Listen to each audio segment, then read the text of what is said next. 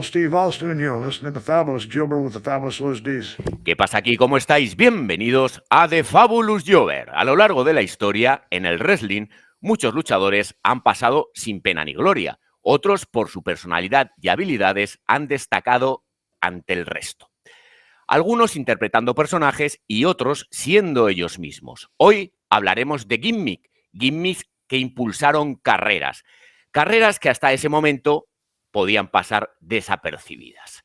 Para el día de hoy, como ya es habitual, una vez al mes, o si nos pasamos de tiempo, 2 veces, aunque realmente es una, pero partimos el capítulo en 2, me acompaña mi amigo Julio, pero ojo, que ha venido con exigencias, que si no, no venía. Me ha hecho hacer una inversión de la cual no sé si me podré recuperar. He tenido que comprar cámara, he tenido que comprar micro, auriculares, de todo. Aquí cada uno pone sus exigencias. Cobrar no cobra, pero por lo menos... Buenos días, Julio. Buenos días, Luis. Muy buenas a todos los oyentes. A ver, yo te veo muy bien ahora mismo. O sea, que te diga. Así que sí, yo vengo con exigencia, sabes, que yo no pido nada salvo que vamos a hacerlo un poquito más chulo. Que se vea, nos veamos los dos así bien alineados, esas cosas. A ver si vamos a dejar de ser jovers, ¿eh? No, pues no, sí, a ver, lo mismo nos pagan a lo mejor, en lugar de $100, como pagaban en los 80, nos pagan $150. Bueno, Madre nunca mía. se sabe. Podemos ascender. Pues hoy tenemos tema interesante, tema que me atrevo a decir que nos va a dar mucho tiempo Sí. de por medio, pero para eso vamos a comenzar ya y así, sin más dilación, vamos a empezar con uno de los más potentes. Vamos a empezar nada más y nada menos que con Mark Calaway. Mark Calaway, que fue entrenado por Bud Sawyer y debutó en WCWA. Allí sería el Texas Red. ¿Y con quién debutó? ¿Sabes, Julio, contra quién debutó nada más y nada menos? Pues a ver, contra Dusty puede ser. Contra el Bruiser Brody. Contra el... Imagínate un debut contra el Bruiser Brody, porque el Bruiser Brody era un poco como André el Gigante. Él hacía dentro del ring lo que le daba la gana, fuera también, pero él hacía lucir a quien él consideraba que se lo merecía y también ganaba a quien él quería. O sea, que era un tío muy complicado y este primer combate de Mark Calaway, desde luego que no fue fácil. Estaría 1 año y medio hasta que llegó a la USWA. Allí sería el Lord of Pain. O sea, ya llevamos 2 gimmicks. Y aquí ganaría el campeonato a Lawler. Ojo, sería campeón unificado de USWA, o sea que algo le verían. También comenzaría siempre con manager, comenzaría con Paul Bearer, que no era Paul Bearer evidentemente en ese tiempo, y luego también en la USWA también tenía manager. En el año 90 llegó a WCW y aquí comenzaría en la división por parejas. Se haría llamar Min Mark y haría pareja con Dan Spivey, que eran como los rascacielos, los Sky Scrapers. Estos fueron, cuando llegó Calaway, lo que hizo fue sustituir a Sid, porque Sid, en la carrera de Sid Vicious, Sid Justice, siempre ha sido un ir y venir de diferentes empresas y ha luchado por temporadas, no ha tenido una carrera a lo largo del tiempo en la cual no ha tenido parones, él siempre iba y venía, en este caso se lesionó o se cansaría porque él era así y entonces sustituyó pues por su estructura, por su altura y por su contundencia el señor Calaway a Sid. Allí estaría como 1 año más o menos luchando hasta que lo fichó WWF. Y no estaba muy claro lo que iba a hacer en WWF. Llegaba en el año 90 justo, a finales del 90, y era el año en el que los gimmicks se repartían por sorteo, pero tal cual. O sea, estaba el señor McMahon sentado ahí en el despacho y decía, pues tú eres este y tú eres el otro y ya está. Y a Calaway le tocó un personaje que en ese momento no sé cómo se iba a entender, ni él sabía cómo iba a responder la gente. Que era el enterrador. Ese enterrador dicen que debutó en la Survivor Series 90, como este luchador enigmático del equipo de Ted DiBiase. Pues este luchador ya había tenido 2 combates antes. Había luchado en 2 house shows porque quería ver Vince la reacción del público. No fue mala. También debutó como Kane de Undertaker, no solamente como el Undertaker. Luego ya, después de varios combates, ya perdió lo de Kane. No sé dónde iría ese sobrenombre y a quién le caería, pero este Undertaker se quedaría así como tal. Te diré que quizás lo más reseñable del Undertaker es cómo se ha sabido adaptar a los tiempos. Y que además un gimmick que pudiera parecer a día de hoy ridículo, porque puede parecer ridículo, pues es respetado y aceptado por todo el mundo. O sea, el Undertaker no te produce risa cuando hablas del Undertaker, aunque quizás si hablas de Papa Shango sí. Entonces, es muy importante quién ha desempeñado la labor, quién ha desarrollado ese gimmick y también cómo lo ha hecho. Porque el guerrero definitivo era un gimmick muy potente, pero por la personalidad del propio Warrior, mató ese gimmick, cosa que si lo hubiera desarrollado otra persona, pues nunca sabemos qué hubiera pasado. Si hubiera sido Sting, que era su compañero de equipo, y hubiera sido él el guerrero definitivo, por ejemplo.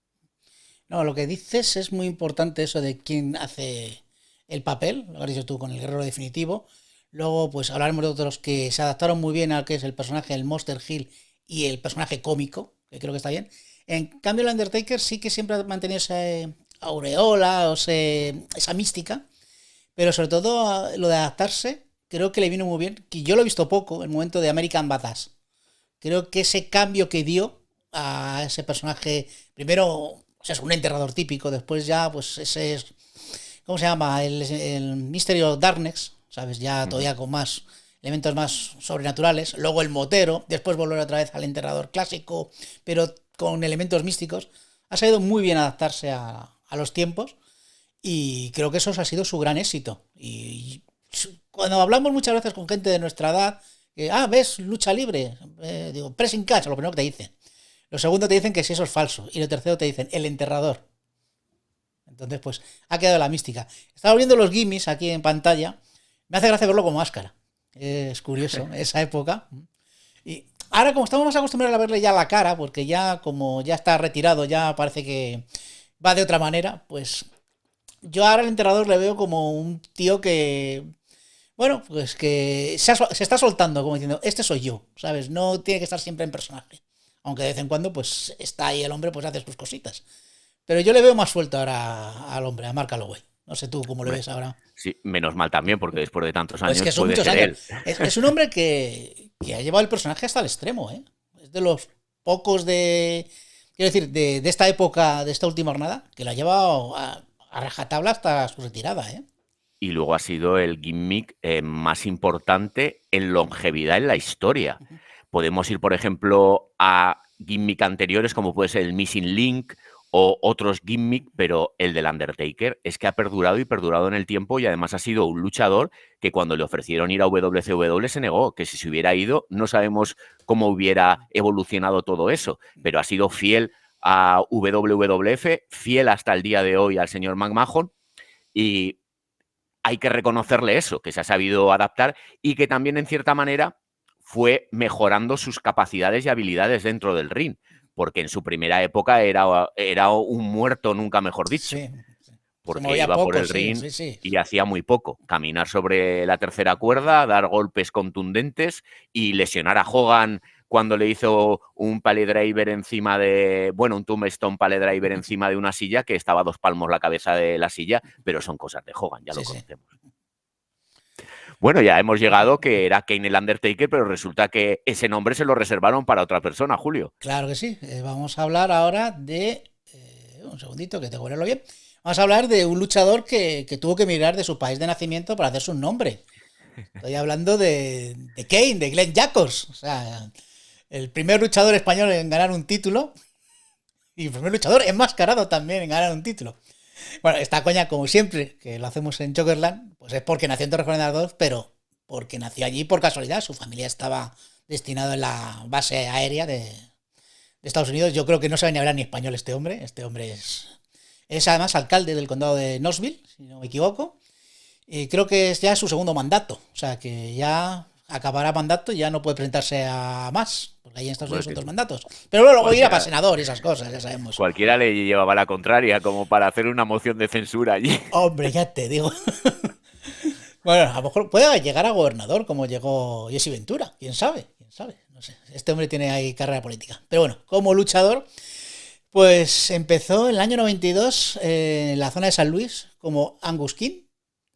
Después, más tarde, fue a la USWA, donde ahí tenemos foto de Christmas Creature, que iba vestido de un árbol de Navidad viviente. Madre mía, qué pintas. Luego también fue un Doomsday. A mí me recuerda más al personaje de Marvel. Y luego en la Sky Mountain Wrestling fue como... tuvo un gimmick que era una bomb, que hacía pareja con Al Snow, el de la cabeza. Pero ya en WWF, pues ya adoptó el gran gimmick que fue el de Isaiah Yankem, DDS, el dentista privado de Ray Lawler. Que creo que es como... Nosotros siempre le conocemos así, con ese vestido de dentista con los dientes totalmente podridos. Un gimmick que duró poco, pero que ha quedado en la gente, sobre todo después de saber que es Kane. Luego, durante un tiempo fue el Fake Diesel, en esa época cuando Kevin Nash y Scott Hall se fueron a WCW. Pues, ¿te acuerdas que hicieron? Sacaron un Fake Diesel y un Fake Razor Ramón. Tampoco eso triunfó. Y ya fue en 1997, en el evento de Black Blood, en una Hell in a Cell entre Shawn Michaels y Undertaker, pues se presentó bajo el nombre de Kane, el hermanastro que el Undertaker quemó en su casa, y inventaron una historia con Paul Bearer de manager, y bueno, pues a partir de ahí era como un Monster Hill, el único que podía hacerle frente al enterrador, me acuerdo, durante esa época. Y para mí es otro que se ha reinventado muchas veces, además de hacer pareja con el enterrador, con los Brothers of Destruction. Luego ha pelado con máscaras, sin máscaras, ha sido Hill, ha sido Face, ha sido personaje cómico. Hacía parejas pues con un montón de gente. Yo siempre recuerdo con Daniel Bryan, que digo, pero si esto no pegan. Pero el Team Hell no, a mí me hacía mucha gracia.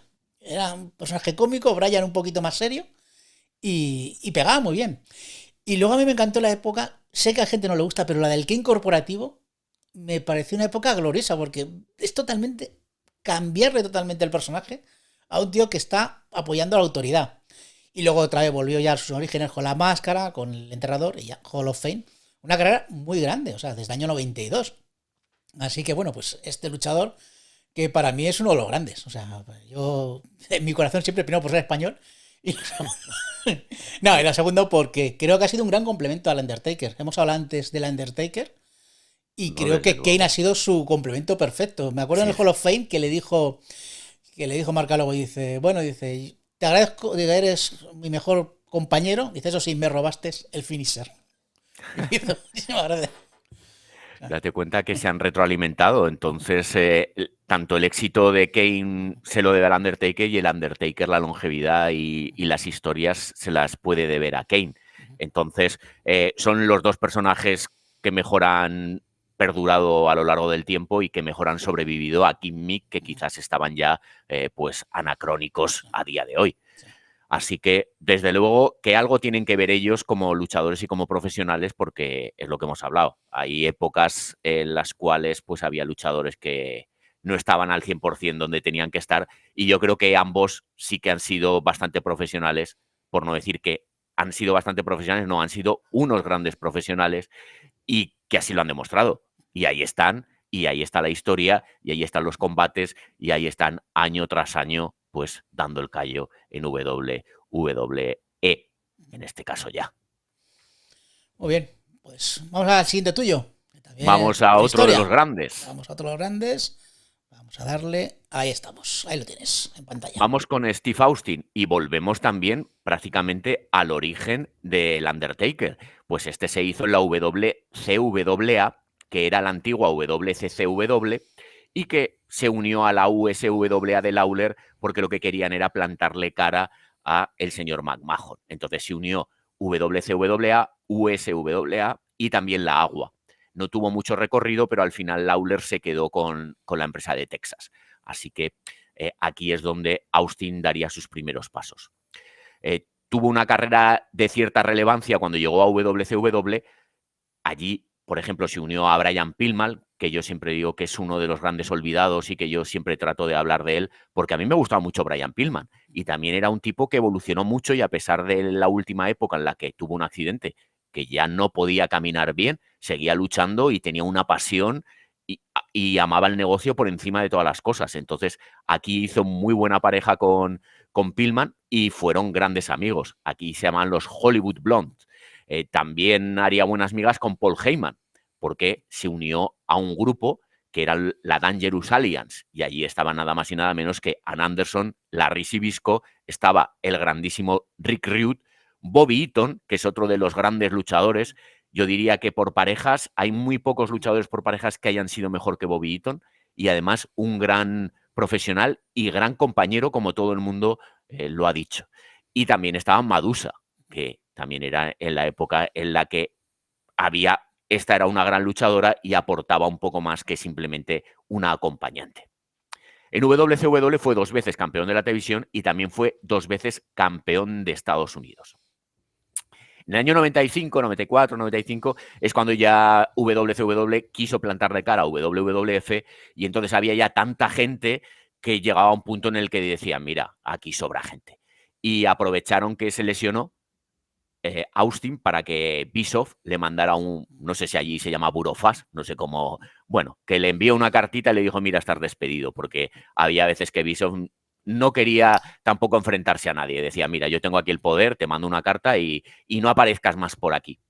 Se enteró el bueno de Heyman, y Heyman entonces tenía la ECW y lo llamó. Allí en ECW no hizo mucho, pero bueno, le sirvió de pasarela para llegar a WWF. Allí, por ejemplo, saldría sobre todo haciendo promos, que es lo que le hizo famoso luego más tarde en WWF, y allí imitaría y se reiría de Hogan, también metería bastante caña a Bischoff, y también debutaría en el evento de Gangsta Paradise.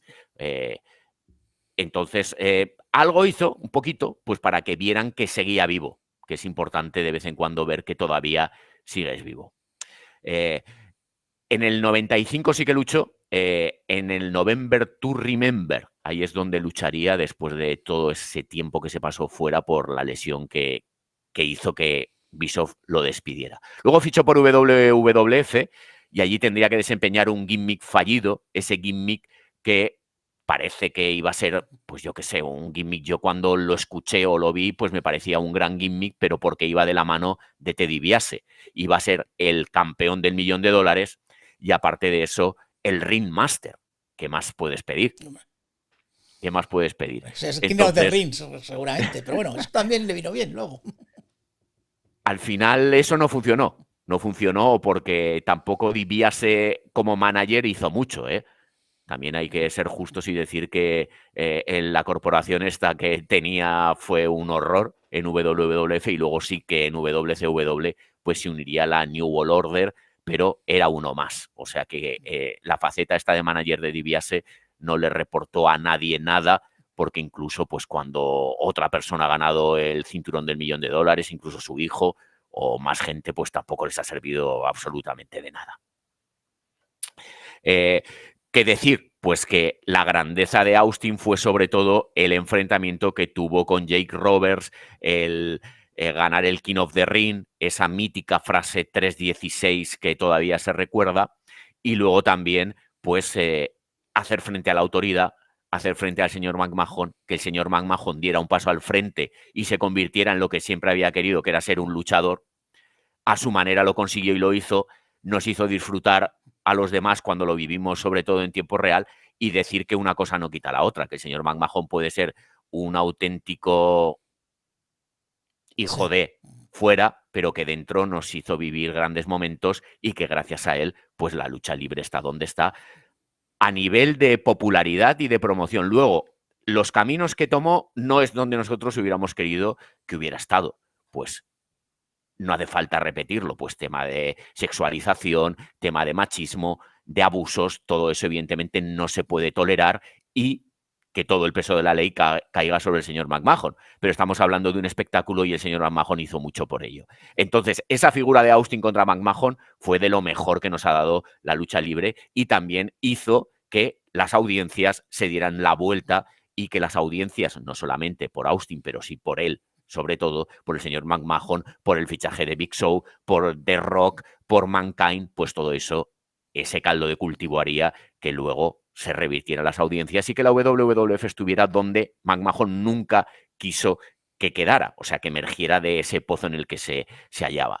Por lo tanto, Austin fue un pilar imprescindible y también hay mucha gente que lo critica o no, pero a mí en ese momento me gustaba, pues por lo que supuso y también por la figura de enfrentarse a Vince. Viendo los gimmicks que hemos puesto, me encanta verle con el pelo rubio. A veces tú, los blondes, ¿cómo eran los? Hollywood Blonde, Hollywood Blondes. pero ahí sobre todo lo llevaba más corto. Cuando llevaba el pelo largo era de su debut. Tuvo ahí una rivalidad muy importante con su mentor y era el pelo pues de chulo y de... Sí, es curioso verla así. A mí el Ringmaster, lo que dices tú, o sea, yo no lo vi en directo, pero en principio digo, es un personaje que puede ser potente. Lo dices tú, te diviese como manager, él con el cinturón del $1.000.000, pues sí, pero como dices tú, no caló. Y Steve Austin, por lo que has dicho tú, por Van Mahon, por esa rivalidad, tener su némesis. Y por eso ha sido uno de los más grandes por esas rivalidades, por esas promos que tenía entre los dos. Cómo le hacía la puñeta, porque todos queremos ver al jefe pues sufrir, y es lo que hacía Steve Austin. Así que creo que por eso el personaje es tan importante. Es muy importante por eso y también porque ¿quién no le gusta ver sufrir a su jefe? Ahí estamos, sí. Ese es el kit de la cuestión. Y el tema de Austin, el Ringmaster no funcionó porque era un personaje sin alma. Era un personaje impostado. Cuando funcionó realmente es cuando Austin fue Austin, sí, porque él era así, como lo había demostrado pues en SW, cuando tenía libertad de promos, no en WCW, pero en WCW no era malo, no estaba en el top, pero sí que tenía algo, no era mal luchador en esa época, tampoco es que fuera excelente, pero hizo buenos combates. Entonces le llegó su momento, y cuando te llega tu momento y lo sabes aprovechar y luego pones de tu parte, pues llegamos a los puntos que estamos llegando con estos tres primeros personajes. Sí, señor. Pues si quieres comentamos al que tenemos, que tú también vas a hablar de él, porque lo hemos mencionado. Sí, porque si Austin se hizo grande plantándole cara a McMahon, también se hizo grande pues menospreciando y ridiculizando y riéndose de Jake Roberts. El tema de Jake Roberts es algo muy curioso, porque Jake Roberts debutó en el año 75, o sea que Julio no habías nacido todavía. Casi, sí. Y como casi todos en esa época, pues empezaban a luchar el Mid-South, el Mid-Atlantic, también el circuito. Yo lo llamo circuito, igual que cuando hablo de España, porque me gusta decir que son como circuitos, porque había diferentes empresas y entonces podías luchar, en este caso, en Canadá. Y aquí donde se hizo famoso también fue en WCCW. Lo importante que era el territorio de Texas. El territorio de Texas a finales de los 70 y principios de los 80 le podía plantar cara a Vince McMahon, y se la plantaba sobre todo en los pabellones que los llenaba a tope. Cuando no lo hacían en el Sportatorium, porque era un recinto pequeño, pero lo llenaba siempre, cuando iba a pabellones metía una cantidad de gente impresionante. Y los Von Erich se hicieron millonarios por lo bien que lo hicieron. Luego ya sabemos todos, que lo hemos hablado en alguna ocasión y en algún programa, pues que Fritz pues no las tenía ya todas consigo al final. Entonces ya fue cuando comenzó todo a decaer. Aquí tuvo una gran rivalidad con Gino Hernández. Gino Hernández, un grandísimo luchador, y también otro gran luchador que era Adams, que era el mentor de Steve Austin. Al final todos están relacionados porque en los 80 pues casi todos los territorios se compartían, no había contratos en exclusividad, entonces tenías que vivir y al final todos se conocían. También formaría parte, ojo, en el año 83 de un grupo que se llamaba la Legion of Doom. Luego ya ese grupo se convertiría en WWF porque el señor McMahon ha inventado muy pocas cosas, mejorado muchas, pero inventado pocas. Entonces ya en el 83 ya había una Legion of Doom y estaba Jake Roberts dentro de esa Legion of Doom. En el 86 es cuando llegó a WWF, y ya un poquito más tarde, en la WrestleMania 2, que sería el mes siguiente, es cuando debutó y comenzaría una gran rivalidad contra Steamboat. Robert era muy hábil con el micro, o sea, mucho mejor con el micro y con la psicología que dentro del ring. Porque dentro del ring, pues sí, movimientos contundentes, pero tenía un imán, era muy magnético y la gente le gustaba. Yo a mí es algo que no me explico porque a mí no me ha gustado nunca, no le he visto ese atractivo, pero sí que es cierto que movía masas y tanto las movía que McMahon vio que le podía dar un programa una sección dentro de Wrestling Challenge que sería como Piper en Superstar, el Piper Pit que tenía en Superstar y el Wrestling Challenge que era me parece que era el Snake Pit, que casualmente el Snake Pit hace referencia a una de las escuelas más importantes de wrestling de la historia. Entonces era así como un poco, pues hacerle un guiño a eso. Pero es que date cuenta que la popularidad de Jake Roberts fue tan grande que opacaba a Hulk Hogan. Y que entonces llegó en un momento que no sabían qué hacer, si darle el título intercontinental o se estaba empezando darle el título mundial. El título intercontinental era difícil porque lo tenía Randy Savage y lo estaba haciendo muy bien. Luego le ganaría en la WrestleMania 3 Ricky Steamboat. Y entonces, como Steamboat estaba a otras cosas porque iban a hacer su hijo, pues entonces McMahon se enfadó y le quitó el título. Decían, bueno, vamos a poner a Honky Tonk Man y de transición y vamos a poner a Jake Roberts de campeón intercontinental. Resulta que se lesiona y no puede llevar a cabo esa idea. Luego dice, bueno, pues campeón del mundo, pero estando Hogan era muy difícil que alguien pudiera quitarle ese protagonismo, pero es que Jake Roberts se lo quitaba. Y de hecho, el señor McMahon tuvo que separarlos porque empezaban a abuchear a Hogan. Pero estamos hablando que es finales de los 80. Era imposible abuchear a Hogan. Era el face más grande de la historia. Pues le abucheaban porque un tío con una serpiente era mucho más popular que Hogan con una pitón en el bíceps, que él decía su Python Power, pues él tenía otra serpiente mucho más famosa que los pitones de Hogan. Es cierto también que luego, si ves la carrera de Jake Roberts, es decepcionante en lo que a títulos se refiere. Hay que tener también en cuenta, pues, todo el tema que le pesaba y que tenía en la espalda. Estamos hablando de todo el tema de el alcoholismo, todos los problemas que ha tenido a lo largo de su vida. Entonces, eso también hay veces que para carreras. Aquí ni fue campeón intercontinental, ni fue campeón mundial, ni fue campeón por parejas. Lo poco que hizo lo hizo antes y llegó a ser campeón de la Smoking Mountain Wrestling del señor Cornette, que luego se aliaría y la cogería y la absorbería la WWF, pero ya no hizo nada más.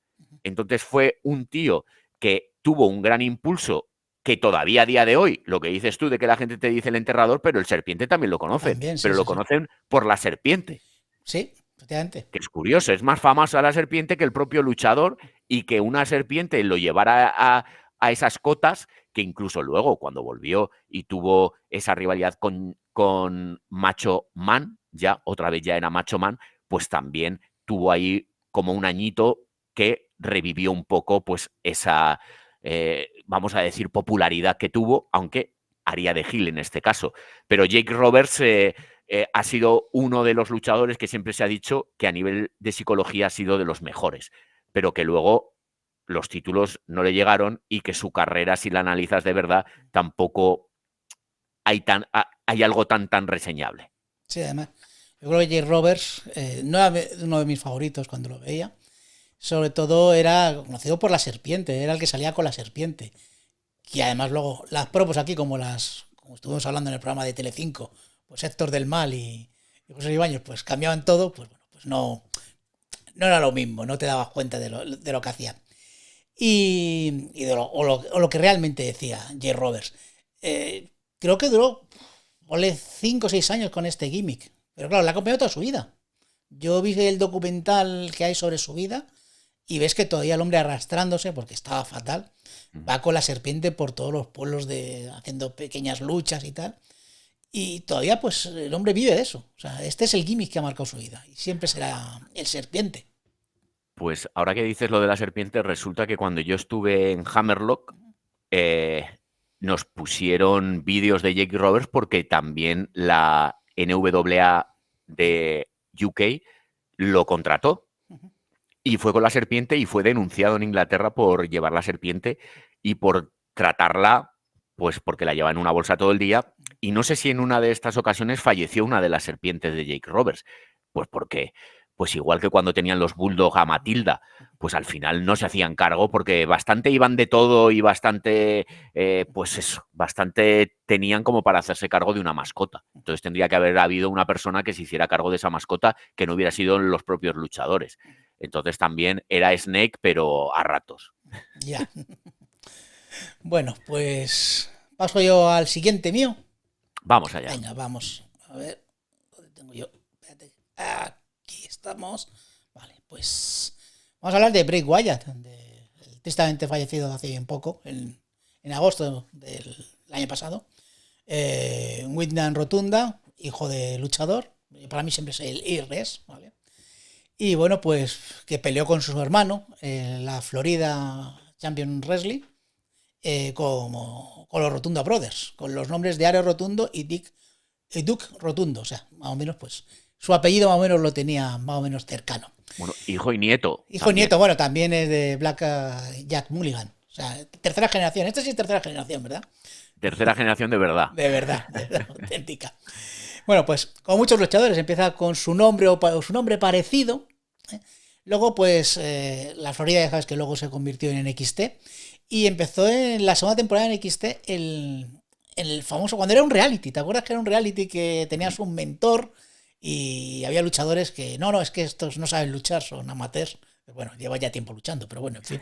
Ahí estaba Daniel Bryan, dices, hostia, es amateur, vale, venga. Y tenía un mentor, no sé si sabes quién era, te acordarás, ¿verdad? No, porque yo en XT no lo seguía mucho y menos la carrera de Rotunda.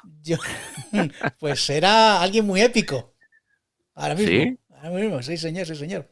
Señor Cody Rhodes era su mentor. Y el Cody Rhodes, que no era el Cody Rhodes que es ahora, por cierto. O sea que, bueno, pues estuve en XT y luego pues pasó a ese grupo maravilloso que fue de Nexus, esos que invadieron el SmackDown Raw y eran los Nexus con Bray Wyatt a la cabeza, con muchos luchadores, entre ellos pues el propio Daniel Bryan, que me acuerdo que le despidieron por, creo que darle un escupitajo al comentarista de ahora, que se me ha ido el nombre, Michael Cole. Y bueno, pues, pero este estaba dentro del grupo como Husky Harris. Un luchador que no, ni chicha ni limona, estaba en el grupo. Ahí en ese grupo había uno muy famoso también, ¿no? Que era muy gran y buen luchador, que siempre está tirando mierda al resto a Sí, día de hoy. el gran Ryback, sí, eso es... Habría que hacer un programa sobre Ryback, porque es uno de los grandes. Podría ser, pero como se llama Ryback, yo pensaba que iba a volver alguna vez, pero veo que eso de back no va con él. No quiere, yo creo que no le quieren mucho, no sé, a mí la sensación. Bueno, pues volvió otra vez a NXT, que cuando no triunfas en WWE o te despiden o te mandan a NXT para ver si puedes pulir un poco el personaje.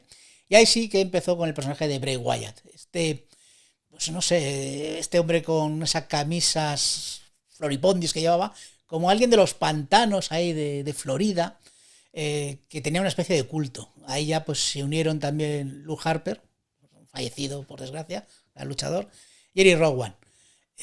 Crearon la familia Wyatt y bueno, pues a partir de ahí fueron ese grupo, yo diría que empezaron como una especie de grupo también sobrenatural. Había que sustituir al enterrador de alguna manera y Bray Wyatt era el perfecto continuador de esa saga de alguien que tiene poderes sobrenaturales. Además tenía su grupo, como he dicho, la familia Wyatt, donde se le unió pues luego un poquito más tarde Braun Strowman y luego alguien que oía voces, que se unió Randy Orton también con él un tiempo. Estuvo el campeonato por parejas de SmackDown con Harper, con Randy Orton y luego con Matt Hardy también. En la época que vino Matt Hardy desde TNA con su personaje del Delete de Broken, Matt Hardy, aunque aquí era Broken o algo así porque no pueden utilizarlo el Broken. Y bueno, pues hubo un tiempo que sí triunfó como personaje individual, dejó a la familia Wyatt pues un poquito que volasen por su cuenta. La época de Luke Harper y Eric Rowan como campeones por parejas, que iban con martillos, no me acuerdo se llaman los Dungeon Brothers, me parece que eran. Pero Bray Wyatt pues ya iba él solo, la gente ya hacía lo de las linternitas, lo de salir con la música y la gente ahí con las linternas. Que hay una cosa que para un gimmick triunfa es que haya interacción con el público, y Bray Wyatt lo conseguía. También las promos, yo creo que eran, lo que hemos dicho muchas veces, es mejor al micro que luchando. aunque sus finishers eran bastante potentes. A mí lo de eso de hacia la araña, ¿te acuerdas?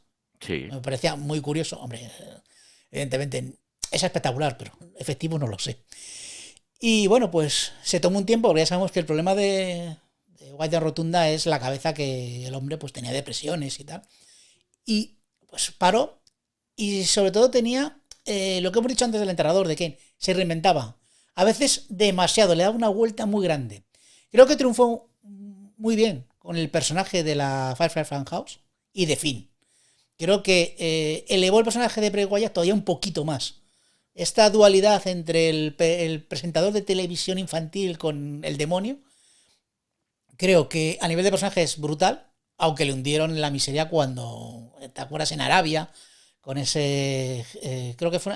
un Ángel en Ángel no, era un combate sin descalificación, me parece, y le descalificaron. Nadie lo entendió. Pero bueno, creo que le dio también un impulso con Alexa Bliss. Ese momento de unirla con Alexa Bliss así endemoniada, yo la llamaba la niña a la curva, Alexa Bliss. Y luego pues volvió a tomarse otro pequeño descanso, y ya la última etapa fue la de que él volvía diciendo que era él mismo. Yo soy Bray Wyatt, pero que tenía mis demonios. Y salía el Uncle Howdy, que puede volver otra vez, porque era Bob Dallas, era su hermano, que hemos hablado un poquito antes, al principio. Y con este personaje del Uncle Howdy, de él ser él mismo, el Taker incluso hubo un Raw, me parece, que le pasó como diciendo la antorcha, dice, tú eras el nuevo personaje sobrenatural. Lo que pasa es que por desgracia duró poco por el tema de que falleció pues el año pasado. Su último combate fue con el LANI, en un combate patrocinado con fluorescentes, y mal recuerdo para que el último combate sea ese, joder, da penica. Bray Wyatt, que a mí luchando no me gustaba, pero creo que tenía un personaje muy muy potente, y sobre todo reinventarse en dos. A mí el Howdy me falla, pero vamos a decir 3 personajes. O sea, creo que ha sido muy importante por eso. Y sobre todo por mover a las masas. Cuando volvió la última vez era espectacular. La gente con las linternas es brutal. Entonces, pues ha quedado ahí. Claro, es que es lo que hablamos. Una cosa es el wrestling dentro de las 12 cuerdas y otra cosa es el wrestling fuera. Él pues era un maestro con el micro. Luego también hay que saber lo que era escrito por otra persona y lo que era por él, porque aquí pues a Le lo frenaron mejor, mucho, porque creo que tenía ideas muy macabras de decir, no, por eso. tranquila. Es decir, igual hubiera metido la pata si hubiera sido el mismo. Sí. Eso también hay que decirlo. Pero aquí es donde se dice, yo soy más partidario del wrestling dentro de las 12 cuerdas que fuera. Pero eso no quita para que él tenga pues todo el apoyo de la gente. Yo no tengo por qué gustarme, no me tiene por qué gustar todo, ni yo tengo por qué imponer nada a nadie. A mí no me ha gustado nunca Bray Wyatt, pero ¿eso qué tiene que ver? Esto es un espectáculo, hay que disfrutar viéndolo y cada uno disfruta de maneras diferentes. Sí que es cierto que, por ejemplo, en la familia Wyatt eso daba mucho juego. Muchísimo. Y podía haber estado mucho más tiempo y podían haber incluido a miembros de sus familias reales sin necesidad de luchar. A su padre, a su tío, a su abuelo, a su hermana. Claro, hubiera sido una familia Wyatt de verdad y hubiera sido muy, muy potente a nivel de mensaje. Luego ya, evidentemente que ha sido de los recientes, por no decir el mejor, de los mejores a nivel de gimmick. A mí, lo que dices tú ahora del público, el uso del jet de ahora, es que a lo que voy, tú dices, pero este tío es igual de malo que antes, pero la gente se vuelve loca y le encanta. Entonces, también hay que respetar eso y también hay que escuchar a esa gente que le gusta esto, porque también se nutre de la WWE. Por lo tanto, hay que ser listo y como empresario tienes que escuchar todo esto. Luego te puede gustar o no, pues evidentemente a mí no me gusta. A mí tampoco. Pero, el Jeep por ejemplo, pero ¿quién lo utiliza? Por ejemplo, Daniel Bryan, el Yes, también lo lleva a la exageración, pero claro, es que es distinto. Es que Daniel Bryan sabe luchar. ¿Sabes? Entonces, y Uso, a mí me parece el mismo de antes. Lo mismo. Lo que pasa es que ahora pues aparece y la gente se vuelve loca. Pues lo mismo con Wyatt, pero evidentemente siempre se le ha dicho la gente que es el mejor, pero bueno, que eso es todo muy relativo y que cada uno es cierto que juzga las cosas desde el punto de vista propio y desde dónde nace y de dónde lo ve y en qué punto lo ha cogido y lo ha vivido. Es que todo es muy relativo a determinados factores que tú vives en propia persona. Nosotros hemos vivido wrestling desde finales de los 80. Por lo tanto, cuando a mí me hablan, no, pero la Golden Era tal, la Golden Era, o por ejemplo la Era Attitude, es que viviéndolo en su momento, entiendes. Ahora lo ves y dices, joder, en la Attitude no había un combate que acabara. Y era un combate o sea, que te volvías loco. En la ECW lo mismo, pero hay que entender en ese momento lo que supuso cada cosa.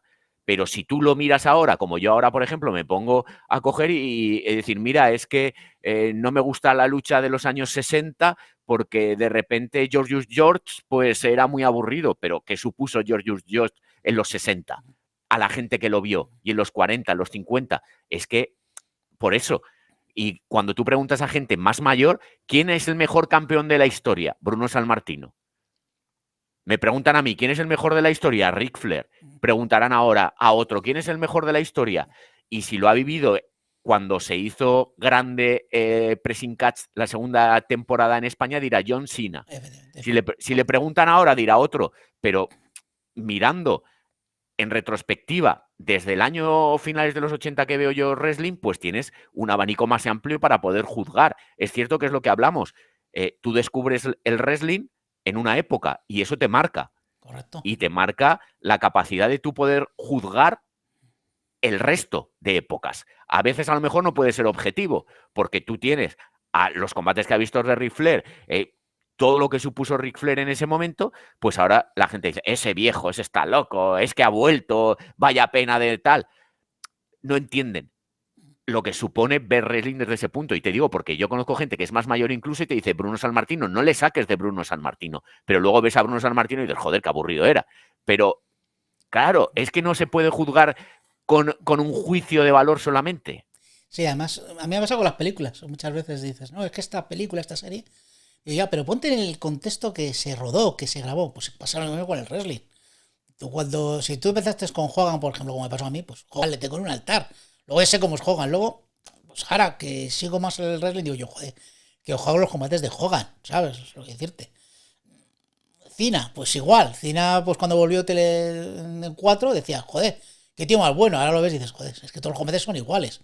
Y un chaval de ahora dirán, ¿quién es el mejor? Roman Reigns, ¿sabes?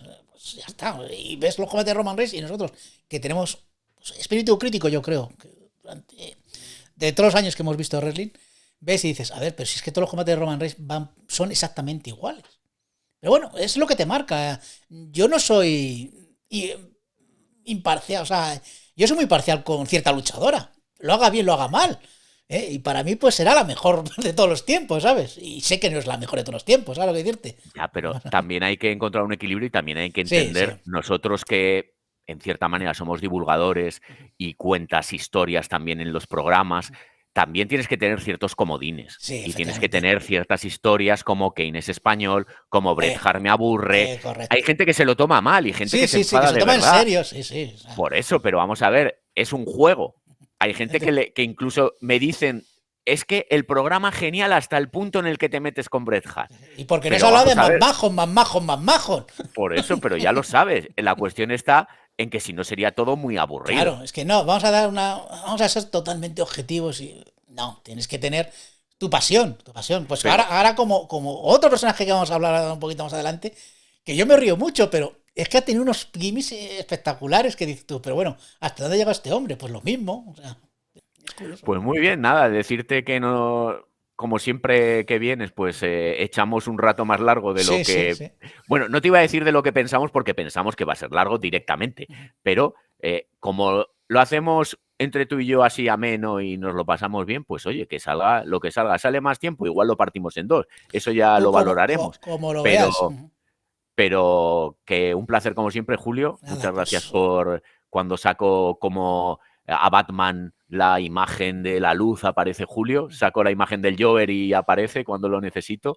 Pues muchas gracias como siempre. Y que pensando en nuevos programas, como hablamos, hay un tema muy que nos gusta mucho, que es el tema de los cinturones, pero más que los cinturones como campeonatos, sino como diseños. efectivamente. Es muy Y visual luego ese tam- programa, pero Y luego también el tema de las familias, porque hay familias. familias en el wrestling muy importantes. Sí, y Entonces, yo deseando escucharte el de Alberto el Patrón. O sea, ese pues que ahí está, ahí está. Ese será el siguiente. Ese será el muy siguiente. interesante. Porque además es de los personajes que les tengo manía de verdad. Que luego hablamos, que yo me lo encuentro y yo puedo tomar café con cualquiera. Porque tengo esa capacidad, ¿por qué no? Aunque me caiga mal. De todos se puede sacar algo. Otra cosa es que yo coja y diga, mira, pues este tío me cae bien o va a ser íntimo amigo mío. Eso es una cosa. Pero que yo pueda hablar con cualquiera, pues sí. ¿Qué más me da? No pasa nada. Todo aporta. Incluso hay veces que te aporta cosas para no hacerlas nunca. O sea, tú puedes hasta aprender cosas para nunca hacerlas. Pues esto sería lo mismo. Pero ese está pendiente y hay que hablar de Alberto el Patrón y luego más que también dices, parece increíble que después de casi 200 programas siga habiendo temas diferentes y que no haya que recurrir a lo mismo que recurre mucha gente. Y que lo que decía el otro día, también en broma, que es que me da igual, que digo, si quieres ver un programa que no está basado en otros y un programa de un youtuber, si se me puede considerar como tal, que no se copia de otros, que están, a ver lo que dice este, a ver lo que hace este, pues yo hago lo mismo. Hay gente que vive de lo que hacen los otros. O sea, hay McMahon por todos los lados, que lo que hacen es que hay una idea buena y como tienen más exposición, pues ellos no se llegan a lucrar porque nadie vive de esto, pero sí que a nivel de visitas se puede pues tener una repercusión por esto precisamente. Pues nada, yo cada vez que me llamas, pues si puedo, ya sabes que sí, siempre si puedo, pues aquí estoy. Así que nada, esperando tu próxima, pues eso, una Jover llamada ahí en el cielo de mi ciudad para acudir. Préstamo, además, ahora como te veo tan bien, pues vendré más veces. Eso es. A ver, porque hay veces que hay calima, igual no llega la luz hasta Madrid, desde Canarias. Pues muy bien, Julio, un placer como siempre. Y chicos, chicas, nos vemos.